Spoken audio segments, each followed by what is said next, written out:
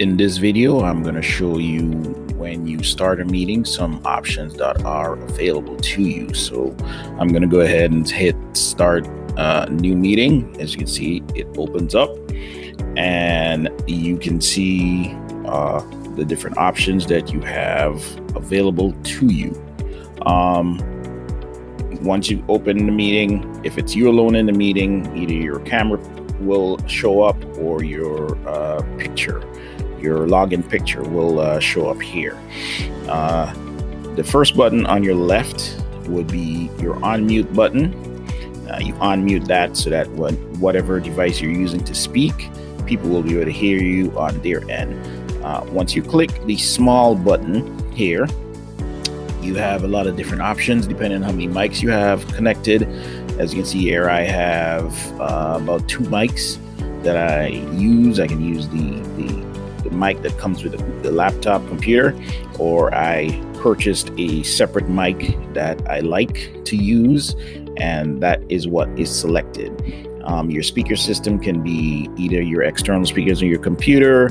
If you have headphones connected, that will show up here. One thing that you really want to do before you begin your meeting is you want to test your speaker and microphone. And you can hear that tone. That will tell you if you hear the mic coming through. Also, if you speak, you hear the mic. Then you hear the playback after it captures your voice for a little bit.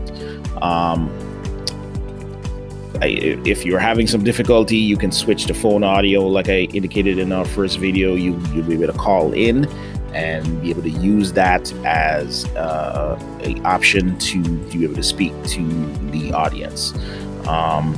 If you select audio settings here, it opens up the options that are available to you. Once again, it gets a little bit more in depth in terms of selecting your speaker, your microphone. You can suppress right here. You can suppress background noise automatically. And then these are just some options that allow you to join by audio, mute your microphone when you're joining a meeting, some quick buttons. Press and hold the space bar to temporarily unmute yourself. Like if you have a point that you want to bring up, if you're in a meeting or you're conducting a meeting, to do that. So that is what is available in the audio options. For the video options, there is a little bit more in depth. Once you select this, it will turn your camera on. So you want to make sure your surrounding is nice and well lit. I will also give some more information on tips on how to make your video appear better. So if you hit the small up arrow button, you will see your options for camera. You have an integrated camera, or if you're using a webcam, those will be here, and then you select which one you want to use. If you want to choose a virtual background, if you are up to date, you select this and your virtual background options come up. As you can see here, you can download pictures or whatever you use. Sometimes I use pictures that I downloaded, or you can use videos that create like a loop. Those will be shown here, and then your picture will show up.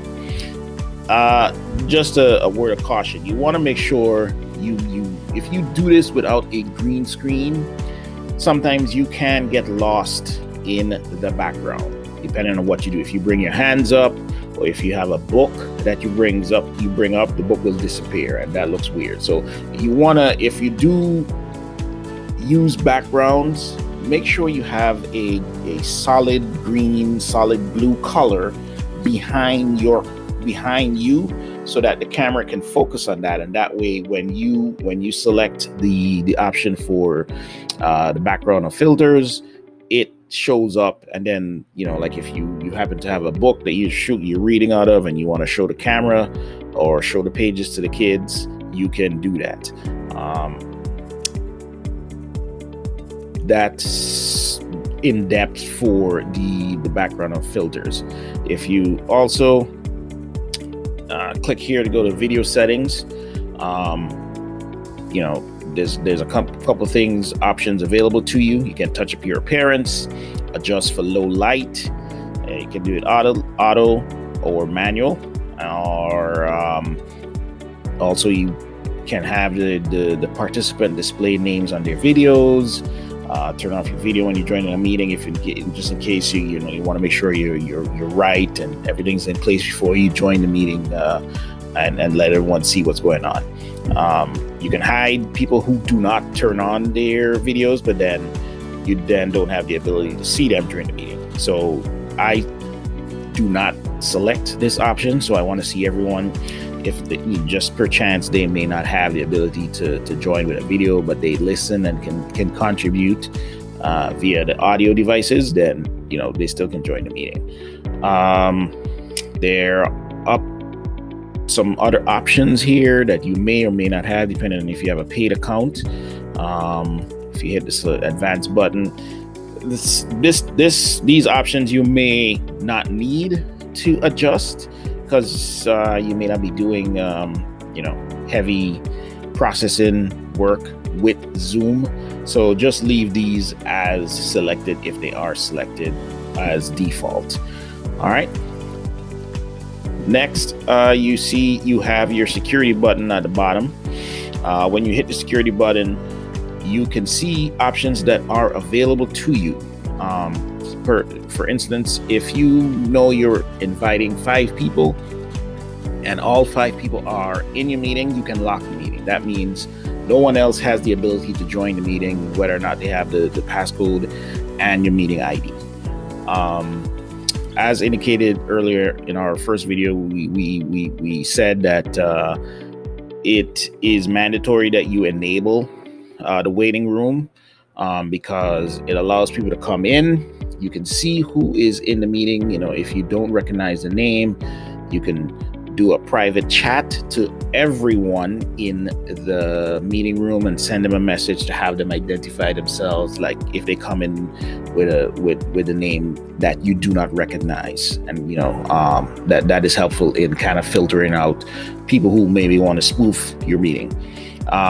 Right here, you can see you can allow participants to share their screen. I disconnect that as if I'm hosting the meeting. Then if they request it, then I enable it. And you can I'll show you later on how to do that.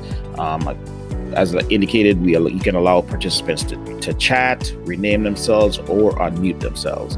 Depending on the type of meeting, sometimes, like when we were doing the awards, we took the chat off because despite having monitors monitoring the chat, you had some kids that were kind of disruptive. So you kind of, at certain times, you take it off if you're talking and trying to make a point.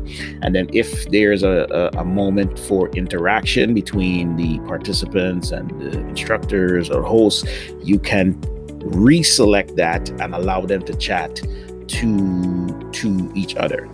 It also goes more in depth, and you have the ability to monitor if they chat privately to each other. You can deselect that also. So obviously, participant, it's only me in the meeting, but if you had anyone else in this meeting, you would see them listed here. These icons where you see the microphone and the video crossed out indicates that the microphone for the meeting is muted and my camera is off. If I were to select unmute, then my voice would be transmitted to those who are in the meeting at the moment. I also can select more, and I can edit my profile picture if I so choose.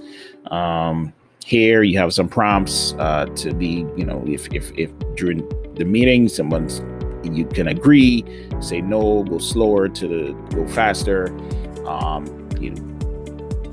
give them some props, like I need a coffee break, give them a clap if they made a good point, like or dislike, and show yourself as a way. Right here on the bottom, you see these 3 dots. This is where I was talking about in terms of you having the control over the meeting. You can ask everyone to unmute themselves if it's like a group discussion or you're looking for answers from everyone, if you have muted everyone at once. If you want to mute your participants upon entry, you select that, and anyone that you invite in, they automatically come into the meeting, but it is muted. Let's see here. You also have, like I said, allow participants to rename themselves, play a sound when they join, enable the meeting room, and then lock the meeting. So these are options when you select the participant button. The chat button allows you to chat with whoever else is in the meeting. You also can share files in this chat window. Say for instance, I had some files that I wanted to share with everyone in the meeting. You would select file and it brings the options that are available. You can, if it's a local file on your computer, you upload it and follow the prompts, and then everyone has the option to be able to download the file that you just shared. Or if you're sharing through a cloud device, you can use your SharePoint, Box account, Google Drive, Microsoft OneDrive, or Dropbox. So those options are available. The 3 ellipses right here indicate that you can allow the participant to chat with no one, the host only, or everyone publicly. Like I said, it depends on the participants. If you find the first couple meetings you allow it to run and everyone is just chatting and you don't have their attention, you might want to either have a discussion or then select, hey, talk to the host only. And depending on the amount of staff that you have in your meeting, you also can enable those instructors to be co-host. But we will get into that in another video. For right now, we'll just move on to the reaction button, which is, basically like if someone is another option given a good point, you can select, hey, give a thumbs up, give them a laughing, crying emoji that, if they did a funny joke or something was very, very good. So those are some other options. Right here, you can put your meeting on Facebook, on YouTube, and you can record on the computer or the cloud. In a little bit, I will show you guys how to utilize this function, which is the breakout rooms. So in a little bit, we'll be right back and give you more information in our next video, how to use the breakout rooms and more features. Thank you.